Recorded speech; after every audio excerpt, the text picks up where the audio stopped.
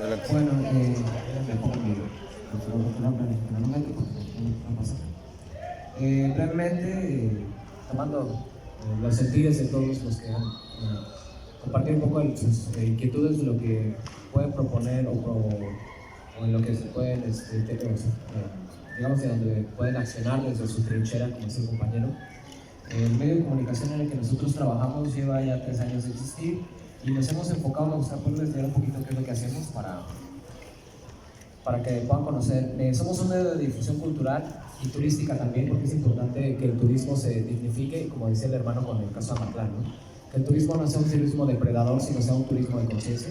Entonces, generar eso también creo que es muy importante en nuestra tierra, que las personas acudan a los lugares sagrados, pero con el respeto que se debe y sin destruirlo ni depredarlo.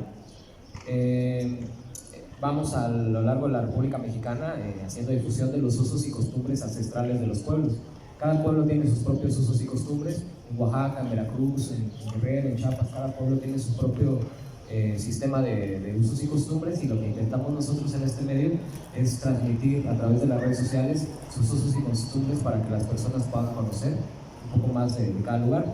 Al mismo tiempo, somos un medio dedicado a la difusión y reintegración de la lengua náhuatl a través de los contenidos que hacemos, teniendo actualmente más o menos como 25,000 personas de seguidores cautivos que se interesan en todo lo que tiene que ver con nuestra identidad, con nuestras tradiciones. Sobre la lengua náhuatl no hay mucho que decir, todos sabemos la importancia que tienen, al igual que las otras 67 que hay.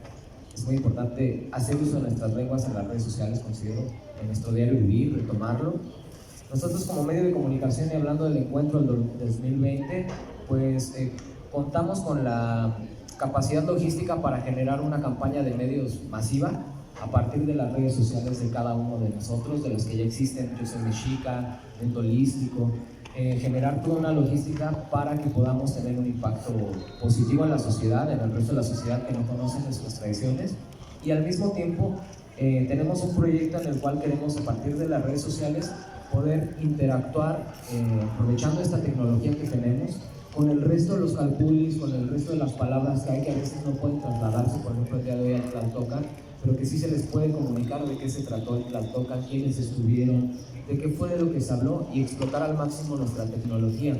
Nosotros ya tenemos un manual escrito por medio del cual el primer paso es que los que estemos aquí tengamos una primera red, todos los que usamos tecnología, no nos perdamos contacto, y a partir de esto el siguiente paso en los acuerdos que se lleguen a través de esta misma red social, empezar a integrar al resto de nuestros calculis, de nuestros hermanos. Puede ser por medio de un grupo de Facebook o puede ser por medio de alguna de las páginas ya existentes. En el caso del grupo que maneja es Mauricio, que ya tiene su impacto, y el resto de los medios de comunicación que habemos, integrarnos para retomar lo que está pasando aquí en el Tlaltocan.